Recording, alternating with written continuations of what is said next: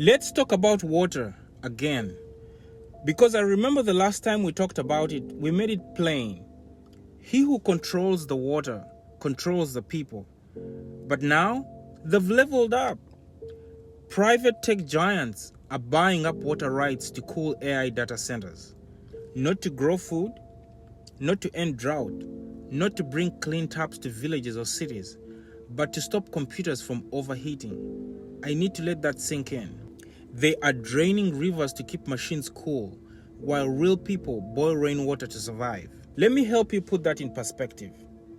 On average, one hyperscale data center can use 1 to 5 million gallons of water per day.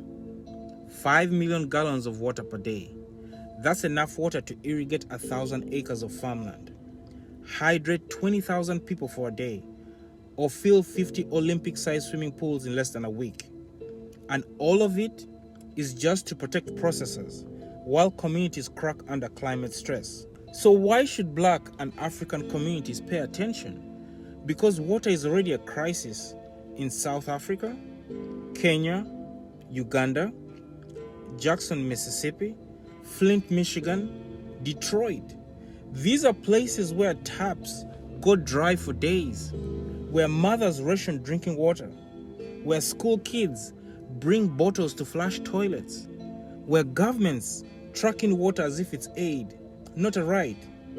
Now imagine a future where your community is on water rations, but the AI server farm down the road is fully hydrated, cooled, and humming 24/7. This isn't hypothetical. It's happening already. They came for gold, then oil, then lithium. Now they're coming for your water. And they're not calling it colonization. They come to your neighborhood, your village, and they use fancy terms like innovation, green infrastructure, cloud computing. But the cloud is drinking your river. They want control over your data.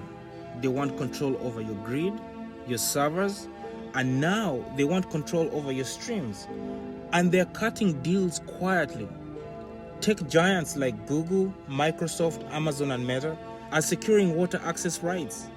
They're skipping environmental oversights, and they're offering no public reporting.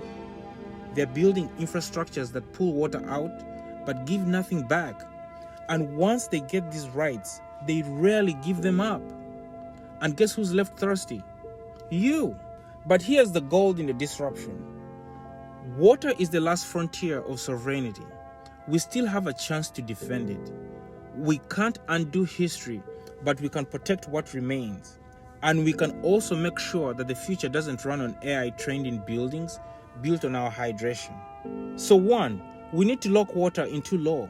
We need to contact our local politicians to pass legislation, locally and nationally, that declares water a non-privatizable public good, that requires community input before any long-term water deals, that prohibits exclusive water access for foreign infrastructure projects. If you're going to build here, you build with us, not against us. 2, we need to expose the trade-offs.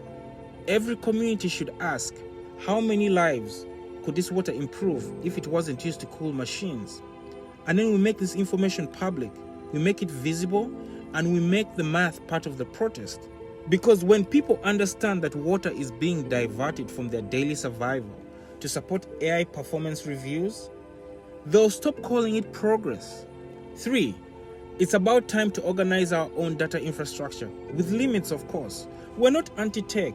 I'm not anti-tech. But if we're going to host data centers in Africa or Black majority cities, these facilities need to use solar-powered cooling. They need to recycle water on site. They could partner with local universities, and they need to give back in training, jobs, and utility offsets. Let the tech serve the land, not drain it.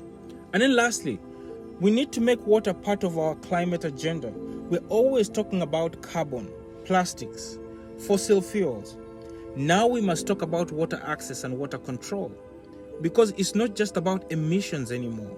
It's about who drinks, who eats, and who gets to exist. So before I go, they said AI would change the world. What they didn't say is that it might dry it out. And in every corner of the world where black people live, we're already seeing the first cracks. You can't fight for freedom if you're thirsty. You can't protect the future if you can't access the faucet. So don't let them sell you the cloud while they take the well. Let's make it clear. Water is not a luxury. It's not for sale. And it's not yours to drain in silence either. Let's move.